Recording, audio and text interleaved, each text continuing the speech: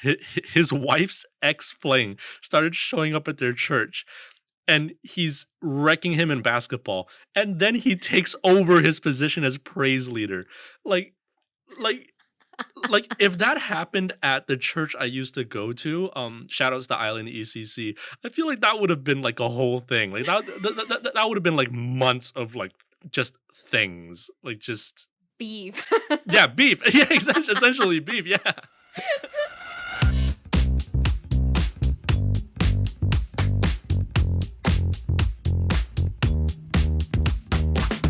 Welcome to Proudly Asian, a podcast series that tells bold and proud stories of Asians by Asians.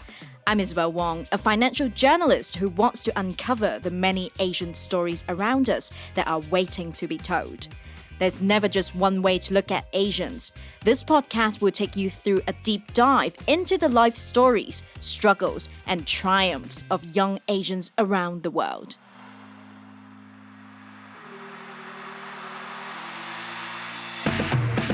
On today's episode, we have Isaac Chung Jr., a cultured serial cat dad who is known for his odd sense of humor.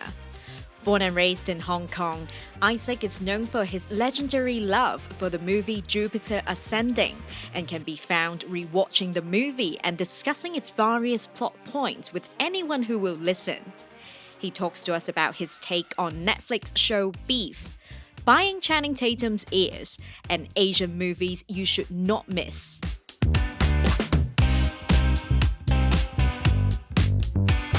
Welcome back to this episode of Proudly Asian. Now, for this episode, we are going to talk about Asian cinema and all things Asian entertainment.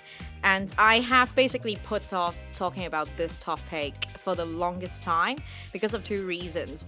One, I don't consider myself a film expert, except for the years that I spent studying media studies in high school where I had to analyze horror films frame by frame. And other than that, I don't really have a professional take on any films or Asian films that I've watched. So this is why I always feel like I never know enough to talk about that.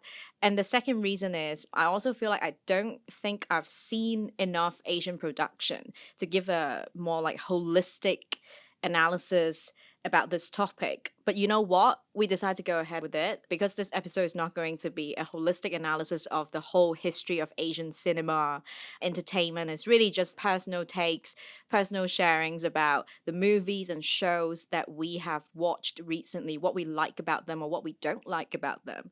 So for this particular episode, I'm so glad that I have brought in one of my most cultured friends, Isaac. Welcome to Proudly Asian, Isaac. How are you? Thank you very much for having me. I'm really excited to be here. Like very, very honored to be one of your guests. Going back, I think we've been talking about having you on my podcast for, has it been a year? I think so. I think you had to get through all the serious guests before you threw your friend a bone. But like, I think I'm glad that we are finally arrived.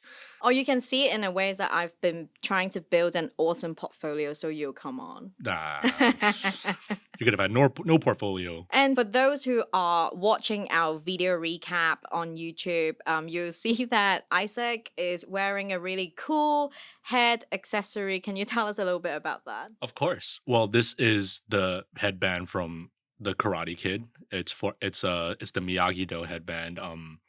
I have a bunch of headbands that I wear every day just for fun, honestly. Like I've actually had people come up to me and ask me what it was about, and sometimes I give like ridiculous reasons just to see if they'll buy it. Like what?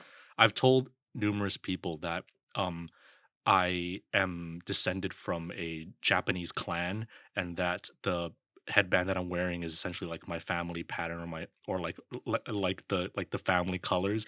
And it's actually surprising how many people that works on. But the truth is I just like it. Like it's kind of fun. But I decided to wear my most Asian of headbands for today just to kind of honor the podcast. I mean, it definitely looks really cool. And you're one of the only guys, probably the only guy I know who can pull off headbands like that and don't look like a douchebag.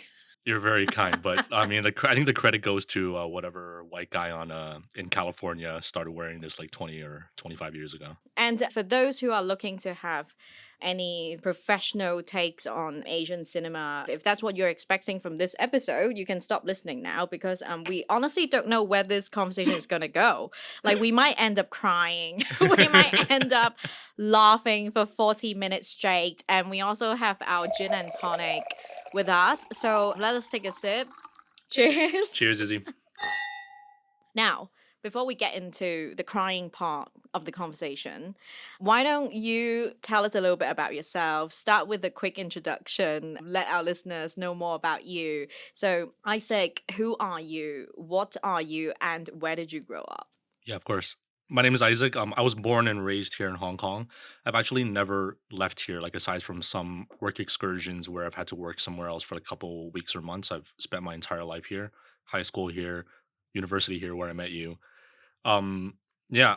So I went to an international school. So I went to Hong Kong International School, and even from when I was a kid, like it was a very, I understood that it was a very unique experience because essentially I was going to school every day, getting a Western education, and even in a city like Hong Kong, where the influences of your culture, your past, your family is very strong all around you, I think it's very easy to kind of lose track of it or have it not play such a significant role in my life. But I have to give credit to my parents, like my mom, my dad, because they were always very, very firm on making sure that despite the fact that I was going to a international school, that I grew up understanding and respecting my roots.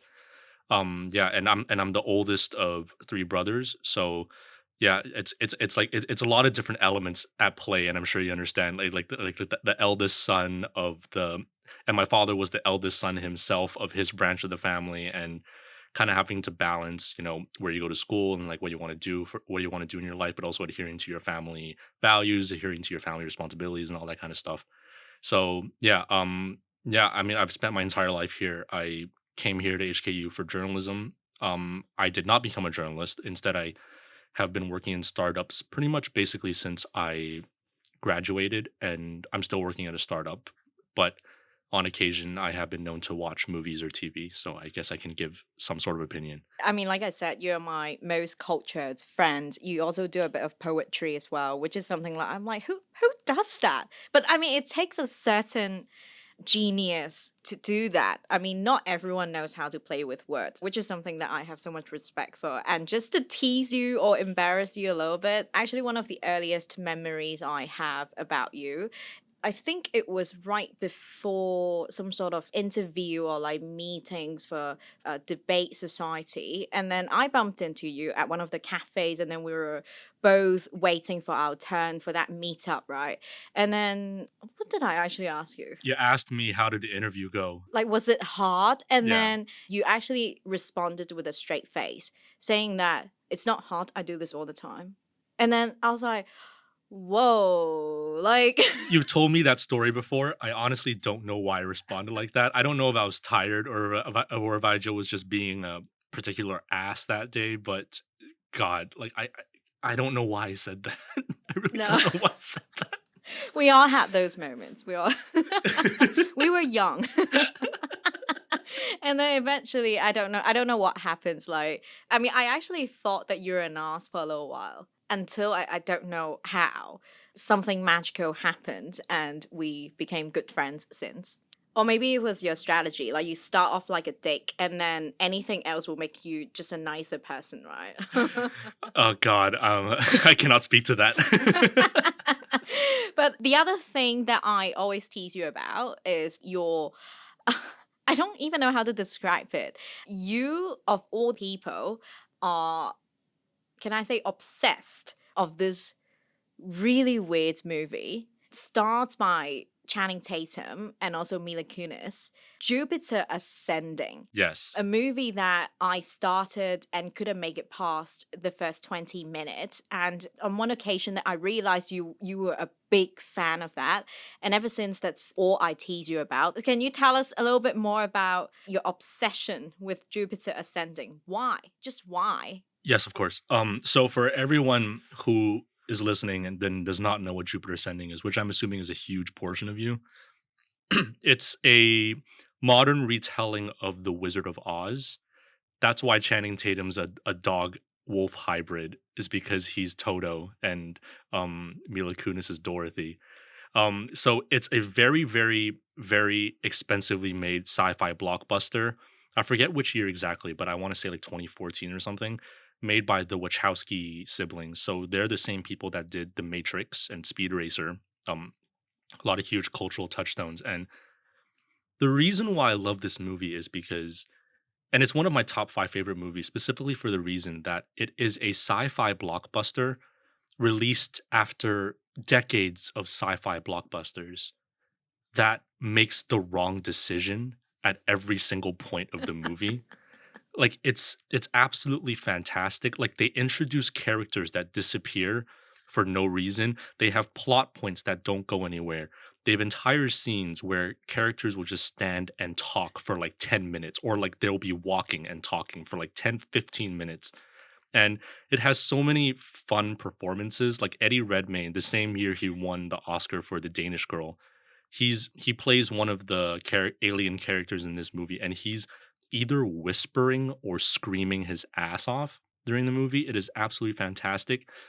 Um, Channing Tatum is a dog human hybrid who's a super soldier who protects Mila Kunis, and Mila Kunis is the exact genetic replica of the Queen of Space or something like that, even though she has no relation to her, because the Queen's an alien and Mila Kunis is a human.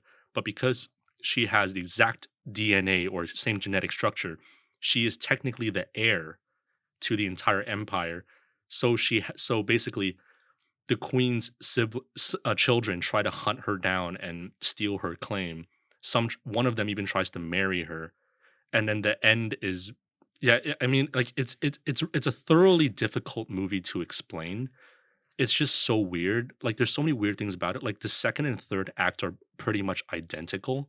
It's one of the children just trying to get her to sign a legal document to give her give up her claim to the empire, and the dialogue is awful, the script is awful. Like I just I love it as a study of how not to make a sci-fi franchise, how not to make a sci-fi blockbuster, because I cannot stress this enough. They make the wrong decision at every single point. I mean, before this recording, just so I would sort of know what you're talking about, I made myself go through the pain again, watching the first 20 minutes of the movie. And honestly, the whole 20 minutes are just like, what am I watching?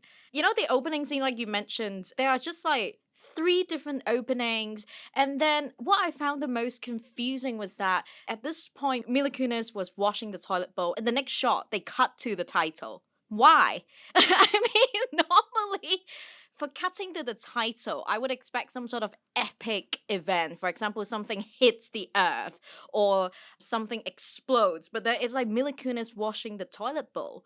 And then the other thing was like, what's confusing is like it kept on feeling like a few shows being cramped together. At one point, it's Mila Kunis being human, washing toilet bowls, and then the next minute we go to some unknown planet, and then all of these aliens or like people from other planets, they all suddenly look like royalty, or they look like punk struggling artists with earrings, with these body hugging outfits, and also black eyeliners. Like, why do they always have to look like that?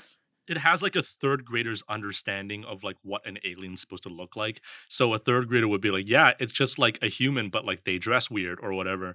But that's like literally like what you're describing is literally just another one of the reasons why I love this movie. Like they have three different opening scenes that could be the opening scene of any regular movie, but instead of picking one and forming a coherent narrative, they decided to just put all three of them into the movie.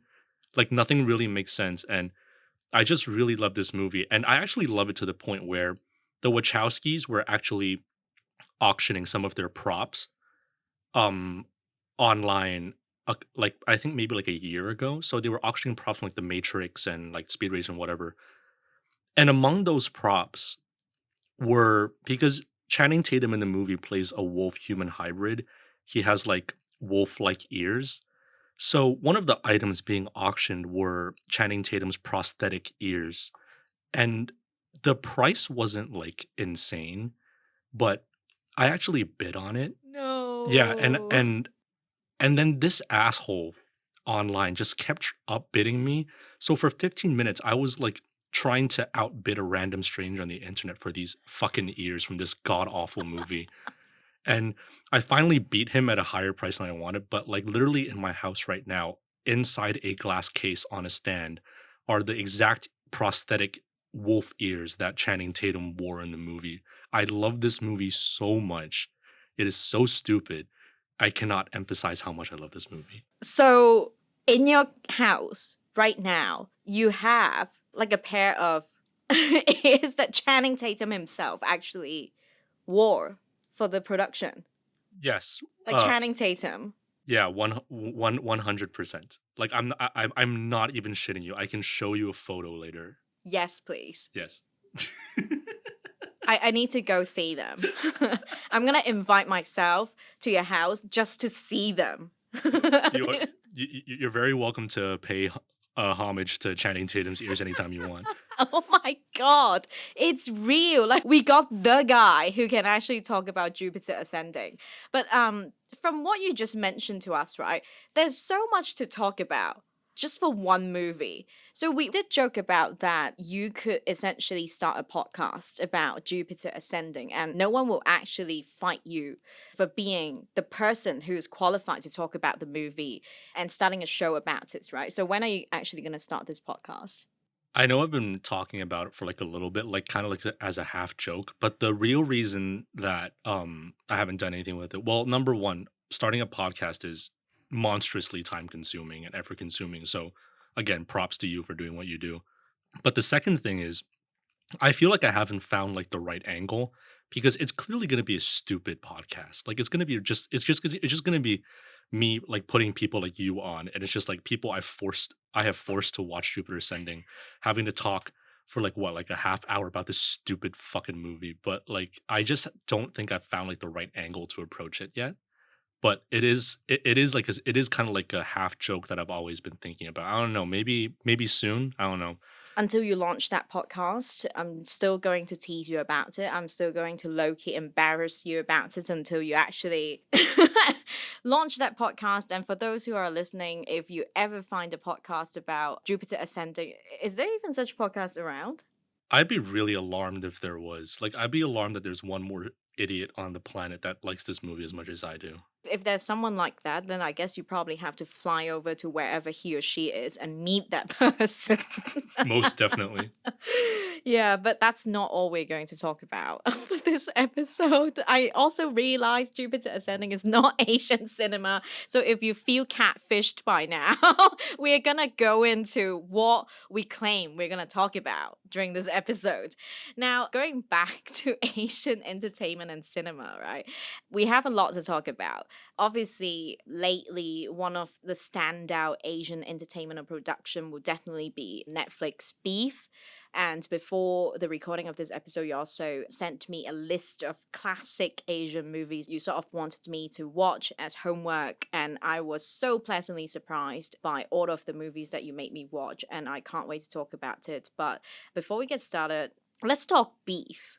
Yes, let's most definitely talk beef. I just ran through the season again last night, so it's very, very fresh in the mind. And what is the first thing that you want to talk about? Like, what is something that kind of like blew your mind? You're like, whoa, about that beef. I think that mind blowing moment, different people have different like moments with beef, but we can also sort of agree this is what the show does to a lot of us, right? At different points during the show, our minds are just like blown. Yeah, I think the first thing that really hit me really hard was like I knew beforehand that this was Asian leads, like very much like a Asian influence show, like not just with the cast but also like the like the plot and like the cultural notes. But the first thing that really struck me was how much I felt like I connected with Danny's character and Amy's character on like different instances. Like a lot of the scenes that were in like the first few episodes, like when Danny's just yelling at Paul like through the door, and they're just like saying like stupid shit at each other, like throwing shit at each other. I've had that exact same experience at home with my brothers, very much so, where because especially like with because my brothers and I live by ourselves. Like our parents unfortunately passed away, so we for me, I kind of understand on a level like what Danny was feeling, because on one hand you have to provide for your family, like you have to survive, you have to take care of your siblings. Like I feel like that's universal regardless of whatever culture you're from. But the thing that really made me connect with it was how much of a burden the family pressure and the family expectations was clearly wearing on him. And I think it's a very it's very intrinsic. Like it's almost like in your blood and you can't escape it. And I'm obviously not going to speak for other cultures that like, like this experience is unique to Asians alone or whatever, but it's also a very quintessential Asian thing. It's like even when he's talking to his parents, like he's like, I'm gonna get you a house, I'm gonna get you land. And like even then, like his dad's like, yeah, okay, okay, yeah, yeah, can we hang up? Like we have to go to work tomorrow. And like that's we've all had like measures of this conversation, I think, before in our life. Like it's kind of like that very grounded Asian realistic way of practical way of looking at the world. And I think this is a very interesting lens to examine it, because essentially with Amy and Danny, what you have are kind of like the Western, especially the American kind of exceptionalism and an individualism. It's like, like I'm gonna make it big in a land of opportunity. I'm going to make something of myself. But then contrasting that with like a lot of like the really old school Asian kind of ethos, especially if like Korean, like Chinese, like East Asian kind of background, like it's actually a very weird dichotomy. Like a lot of the principles and a lot of the philosophies from both sides of the coin don't really mesh together that well. And it's very interesting to see how different people, and in this case different characters, kind of like pick and choose which side they're on at any given moment. I think most of us would agree that one of the lines that's really striking is said by Danny, where he said, Western therapy doesn't work on Eastern minds.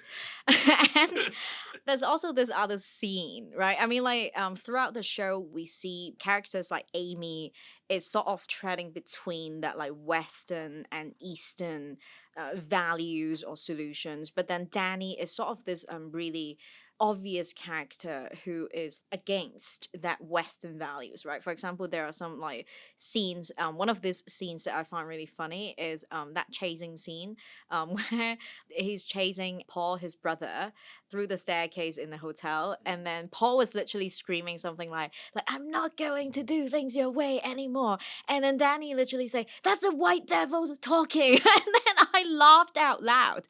I mean, I think, and this kind of scene or this line would do a lot of different things to different people depending on where they grew up as well. Like, if it's a regular white audience, they might not even catch it.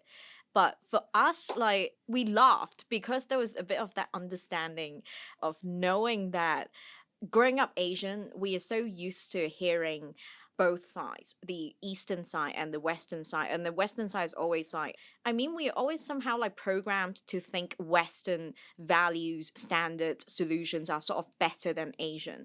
This is not even something that's recent, right? We have been so programmed to think that way. But we all know that what really is better? If it doesn't work for us, why would it be better? Or for example, like you would hear examples like healthy eating.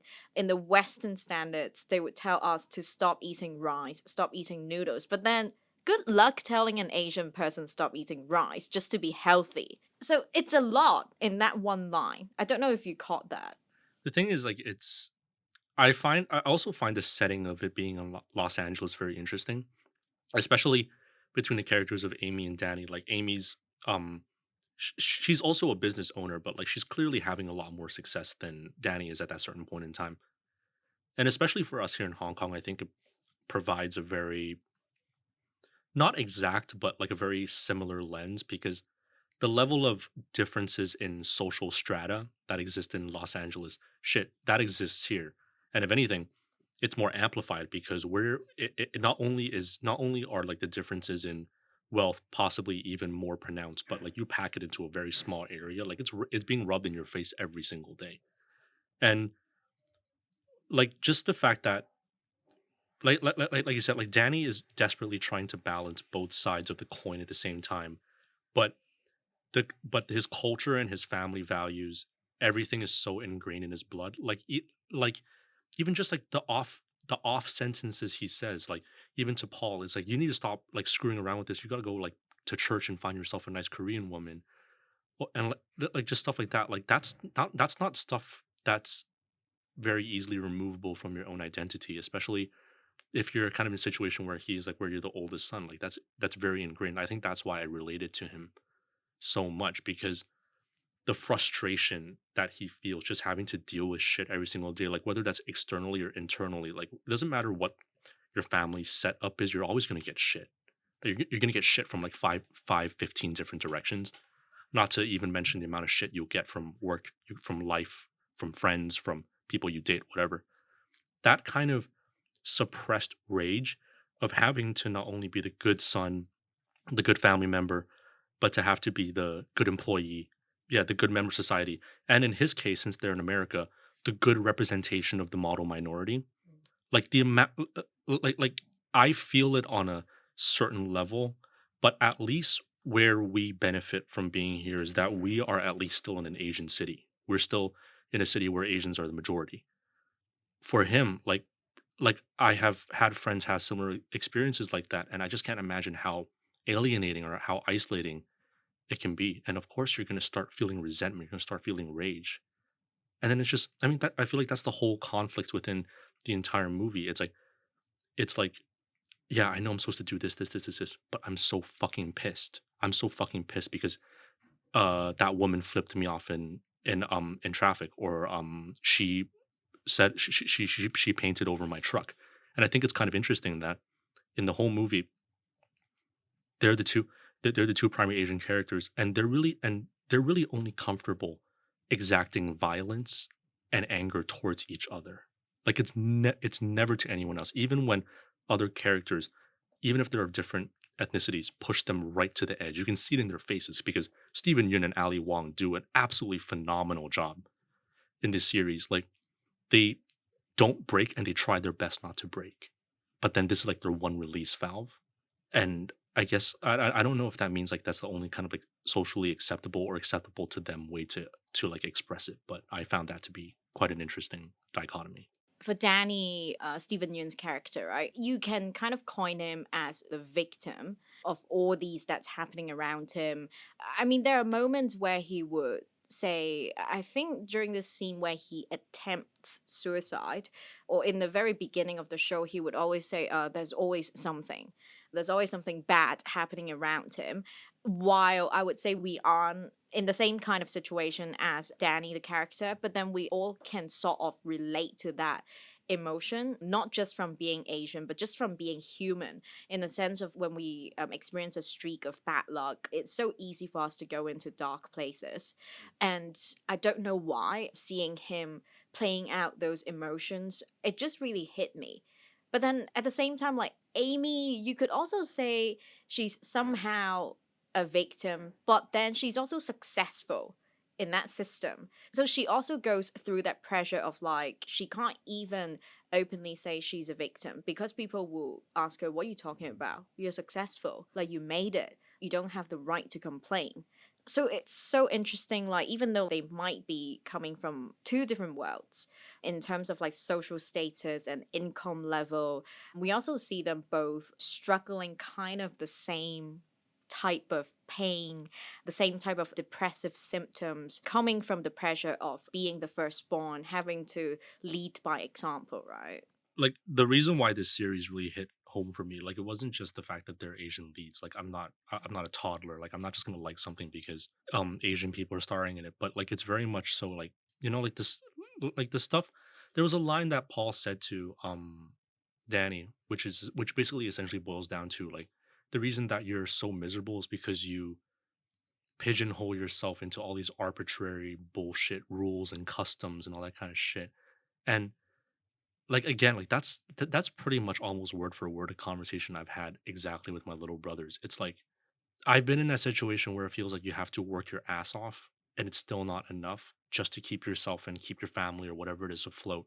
But the truth of the matter is, it's very easy to fall into that kind of victim mindset, especially what I found in my life to be kind of like very Asian kind of like again like it's very practical, grounded kind of like world views where it's like like you find a good job, you make a salary, you do your part, you respect the family and all that kind of stuff. But it's very easy to feel like you just like whatever best you're doing just isn't enough. And the truth is like it's never enough. But the main thing is whether or not you allow it to trouble yourself, whether you allow it to make yourself bitter, whether you allow it to make yourself dissatisfied with the things that you have in life and have issues dealing with. And what I'm actually curious about is because I know that you're an eldest sibling as well.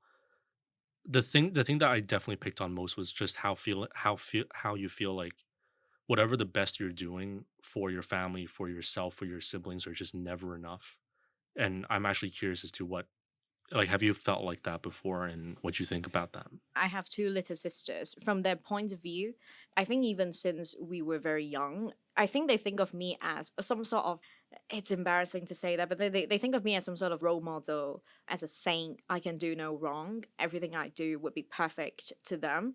And I think to this day, they still probably think the same. But lately, as a kid, I found it really hard to communicate with them. I almost sort of distanced myself from them just to maintain that role model, or like I can do no wrong type of image, right? But then these days I've been chatting a lot with them, and I do allow myself to be vulnerable around them.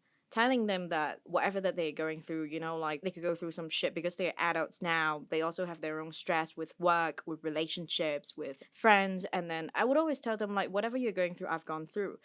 Maybe I've even gone through, I wouldn't say worse, but then just to sort of equate myself to them instead of establishing we have a hierarchy. But at the same time, I've met a lot of fellow firstborns who appear to be way more responsible than I am. They are kind of like the perfect example of what firstborns should be. And then I remember myself telling them, like, whoa, seeing what you do, it makes me feel like I'm the firstborn who gave up. And in a way, I'm okay if that's how people see me as well, because I genuinely don't really care about maintaining that firstborn image. Like, if it means I'm going to suffer, then I'm okay with letting go of some of that. I think what the show does really well is it takes life seriously in that it doesn't have like bad things or good things occur to the characters simply for the sake of it. Like, because the whole issue with having to take up all those responsibilities and all, and that mantle is just the simple fact that life is difficult. Like, there's good things that happen, there's bad things that happen. Like, even just a time jump in the middle of the series, like 1 year later, when basically like things start to look a little bit up, not just for Danny, but also for Amy as well. Like shit, like shit, yeah, shit just randomly comes at you, like in at random times, at random occasions. And what I found interesting, like as the series progressed, was that like, and then when they had that uptick, and then they started experiencing issues by coming back together in each other's lives, and they're dealing with more issues, is that they almost just instantly revert back to like where they were a year ago. Like it's very much a mentality issue in my mind, because again, that goes back to like shit will happen regardless. Like, are you going to let it basically weigh you down and basically become this bitter this bitter person that's angry at the world for not for feeling like it never gave you your fair dues? And I think there's a lot of scenes, especially like I don't want to get into spoilers, but like that scene of Danny in the motel office with the letters, like that's that's something that really stuck with me, because it's very much he's so obsessed about his own placement within not just his own family but his own society, that even just his perception, whether correct or not, that his little brother is in some ways exceeding him, or like or like getting past him, where he does not have to be the big brother anymore. Like what if Paul becomes more self-sufficient, what if Paul becomes more independent, and he just can't help it, like he just can't help but just ruin it and like just make things more difficult. And even at the end when he's like when he's telling Paul about what happened, I mean, it's very clear, it's very clearly just there's just no justification for doing this kind of heinous shit. And how much heinous shit can you really get away with the continued justification of, like, life isn't fair, or, like, like, the burden I bear is not fair, like what I have to do is not fair. Like, of course you can do that. I'm not saying that it's wrong, because people deal with their experiences in different ways, and people's experiences can be very, very difficult. But this is just one of the many ways that it can manifest itself, and it's very, very ugly. I mean, and of course what happens in the show is very, very extreme, and it's dramatized. I mean, but that mentality, like that, the back end of the series, that's what really struck with me, because a lot of the stuff that, especially like Danny and Amy internally, the way they're communicating with herself and dealing with people in their lives, that's something that I really, really relate to. It's a very difficult process, like to resolve to reconcile your own cultural roots, your own family roots, your own societal roots, and then especially since they're American, and me being educated in an American school system, it's like, well, what about what I want? Like, what about the life I want to live? What about the things I want to do?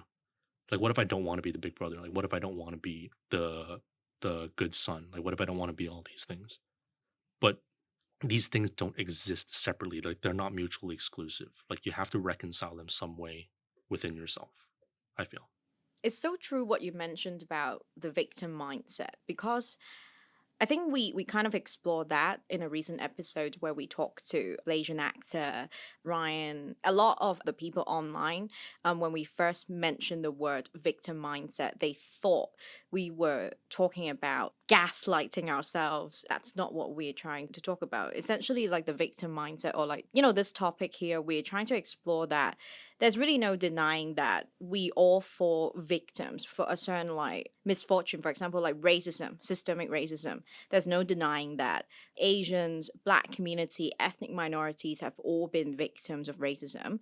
And what you mentioned there also as well, we have been victims of unfair systems, social expectations, whatever that is. Like, it's true, like we are victims for all of those things. But what's important is really what you're going to do after becoming a victim of all these things, right? Are you going to continue thinking for the rest of your life that you're a victim? You can't get out of it. That's all you're going to be. Misfortune is going to define all of you your whole life. Or are you actually going to try to, after the initial necessary healing, are you going to move on and start trying to break the cycle of hate, break the cycle, break the chain, trying to do something different? If they come to you with hate, you can actually respond not with hate, but with kindness, with something different to throw them off. This is the first step to breaking the chain, to probably making changes that are meaningful. I definitely agree with you, because especially from my school, like, when you I saw a lot of my friends like go to school in the States or go to school in Europe, and one thing that they complain about that I always found was very weird was that, like, they meet someone from basically the country that that they were going to study in. Like, if it was America, like maybe it was some dude from the Midwest or whatever it is, right? And then they're like, "Oh, I'm from Hong Kong," and then that person will respond, "Oh, where's that? Japan?" Like, I feel like it's kind of like a template kind of joke, or whatever. And then I always found it funny that people would get so outraged or indignant over it, because if this guy or this person was educated in America, like in the middle of the country, or like even on the coast, I would even give you the coasts. How much of a knowledge, a pre-existing knowledge, would you actually expect them to have of you specifically and your culture and your background? Because you flip that question back, it's like, oh, okay, if you're gonna be offended, well, do you know where Boise, Idaho is? Like, can you tell me anything about Whitefish, Montana? It's like shit. Like, that's a very human experience. It's people lacking in knowledge, exchanging, and like, of course, like, granted, I'll give you that some people do it to offend, people do it to be an asshole. But it's like you said, it's if you like, you can take it a million different ways. You can take it as a joke and then joke back. You can take it as an opportunity to potentially educate someone that might actually want to be educated and actually have an interesting conversation. But if you start, I feel, but like this, and this isn't even just about the shit that you get being Asian, or the stuff, or whatever you have to deal with. It's just whatever is happening in your life. Like if you're just constantly finding ways to kind of stack it up and just be like, like this didn't go well. This guy was an asshole or whatever, whatever. Like I just don't see the logic in that because you're not really growing, especially like from these external factors that you're letting determine how you deal with it internally, how you respond to it internally. Like it's just like, are you going to be pissed off every single time someone doesn't know where you're from or doesn't know about like your country of origin your whole entire life? Like, what the hell even is that? And also, a lot of people would think if I let that go, that person just gets off easily, and I'm making it easy for that person to be excused for the mistake he or she made.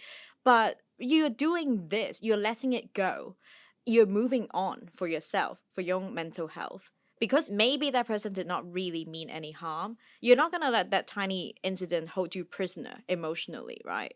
I mean, I have gone through that myself as well. Like, if someone was an ass to me, I would be like, if I forgive that person, if I let that go, then it means that I'm letting that person walk away from what he or she has done easily. But then now, do I really have to hold on to that anger?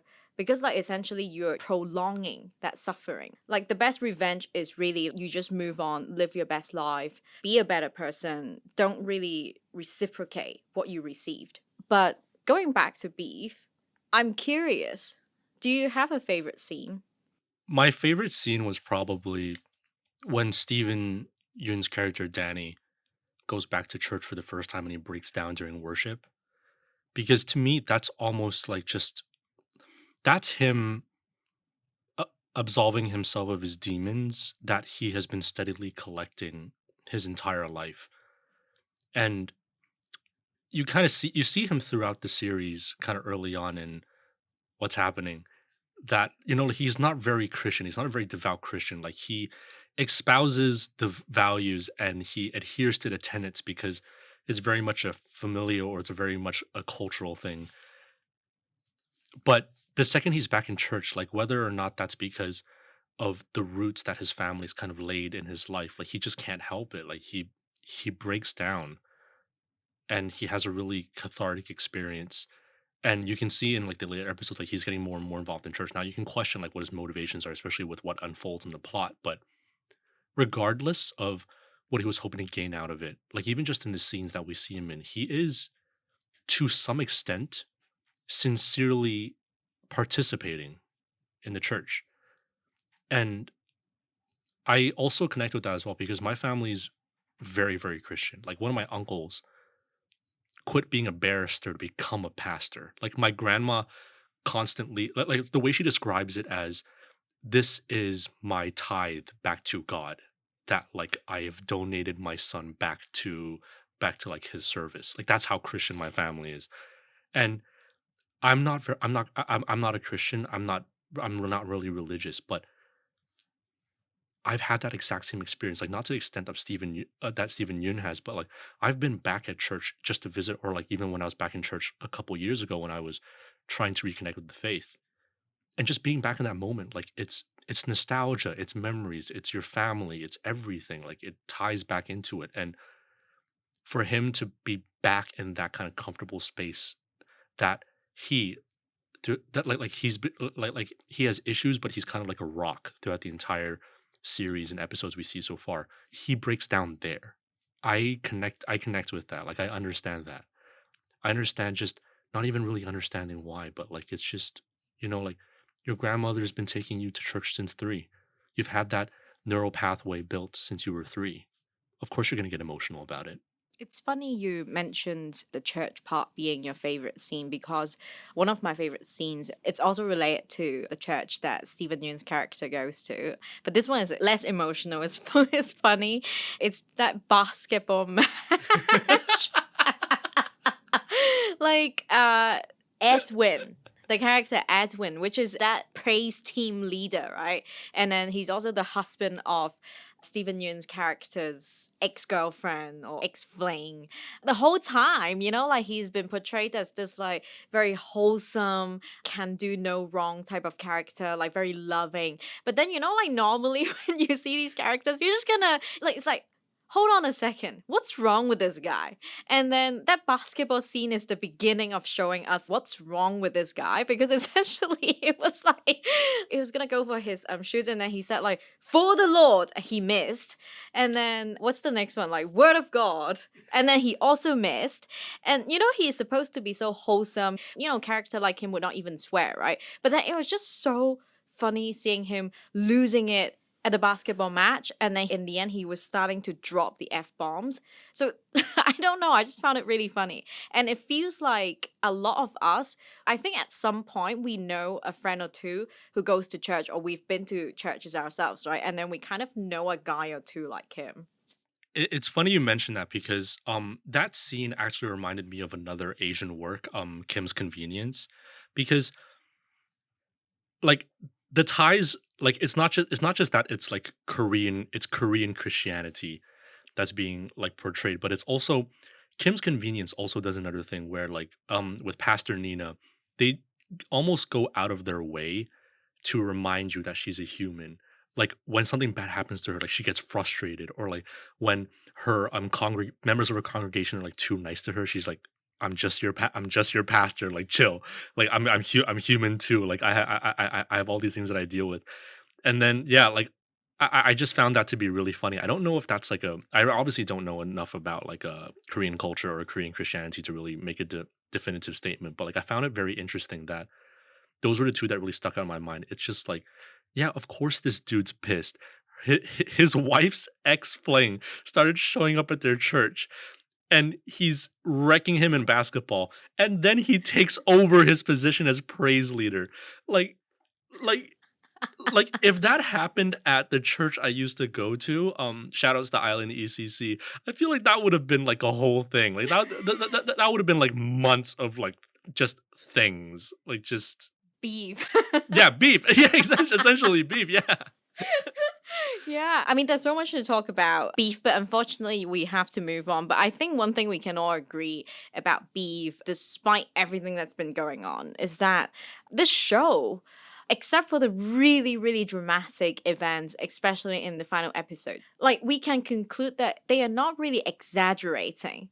They are realistic to the point that it's funny, it's painful, and a lot of Asian firstborn children can feel a little bit of Amy and Danny combined. But at the same time, what I really love about Ali Wong taking an interview about beef, she mentioned that it's in shows, a production like this, that Asian can be seen as people. People get to be people. They are not seen as like Asian. They're just people. And a lot of these events or struggles or emotional turmoil that they go through are not really exclusive to Asian or ethnicity. It's not really like that, right?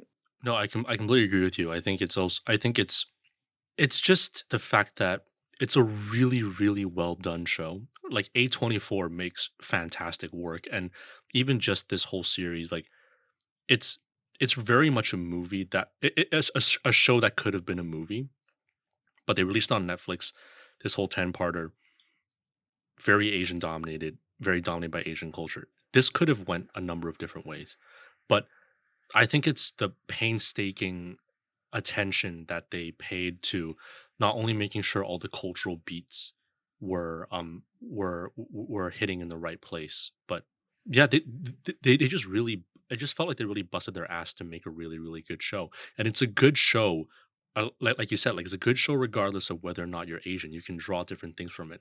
And actually, what I find really interesting about this show is, like you said, the dramatic parts are dramatic. What I find actually quite interesting is what parts people find funny. Because what I've found so far, even just talking to some friends about it, is that people are taking very different takeaways from like especially the comedic parts, or what they view to be the comedic parts. And I think it really speaks to the specific kind of experience that you've had in your life. Oops, the conversation went way longer than we had expected, and we know the majority of you fall asleep after the 1 hour mark, so we are going to continue with the conversation in the next episode. If you want to find out what Asian cinema classics Isaac made me watch, which By the way, not your usual textbook classics, and why they are so mind-blowing. Plus, our regular Rapid Buys segment, which is going to be another hilarious one. Stay tuned for next week's episode. Meanwhile, don't forget to subscribe, like, follow us on social media. We're on Instagram at proudly.asian. We're also on YouTube if you want some video recaps. If you like this episode, give us a 5-star review, and if you have a minute to spare, write a 5-star review. It doesn't take long. But if you have nothing nice to say, then save that minute to yourself and make yourself a cup of tea. And because we don't have monetization options like our US friends do, if you want to show us some love by sponsoring our coffee, you can also buy us a coffee or multiple coffees by clicking into the link in the episode description. Take care, be well, and we'll be back with more unprofessional Asian cinema analysis next week. Bye.